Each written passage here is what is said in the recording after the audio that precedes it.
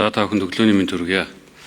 Туулын хурдны замын төслийн эдийн засгийн үр ашиг төсөвтөрдөг техник эдийн засгийн үндэслэлд хяналт тавих ажлын хэсэгт орж ажиллах саналаа өгсөн. Тэгээд одоо энэ төсөл дээр байгаа нэрэн дотор бол нэр алган тэгээд аль биесээр нэр оруулж өгөөж зохион байгуулж өгөөч гэж төсвийн байнгын орны дарагт хүсэлтэд илэрхийлж байна. За яагаад тэгэхээр одоо энэ чинь зөвхөн туул гол дагж байгаа маргаан дээр л асуудал үүсэж байгаа шүү дээ.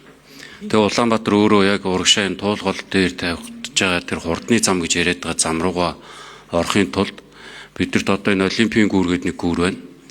Их тайвны гүүргээд нэг гүүр байна. Тэгээд энэ нарны зам дээр нарны гүүргээд нэг гүүр байгаа. За тэгээ гурвалжингийн гүүр. Энэ дөрвөн гүүрээр урагшаа очиж шууд тэр хурдны зам руу чин гарч чадах хэсэг. Тэгээд яг тэр туулынхаа хурдны зам руу орчоод хөгжрэлчин бас яаж буурах хэсэг. Тэгээ одоо дэлхийд даяараа эко ногоон гэдэг рүүгээ явж байхад манайх бүр эсрэгээрээ яваад байгаа.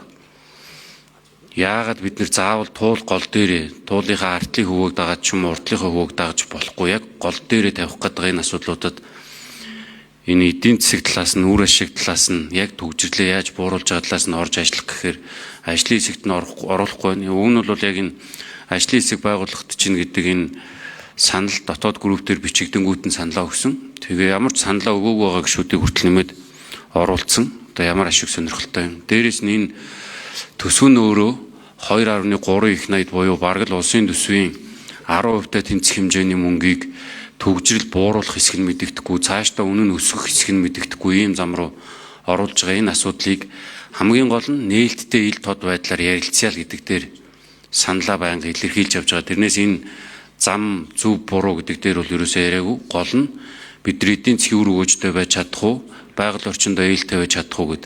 Өнгөрсөн хугацаанд одоо энэ барилга хот байгуулалтын чиглэлээр зам тээврийн чиглэлээр нэлээд удирдах халбан тушаал ажиллаж исэн улсууд ялангуяа энэ Монгол Ардын намын төлөөний удирдах халбан тушаал хасч исэн улсуудтай уулзахаар энийг бол эрс буруу шаасан л юм яриануд өгч илээ.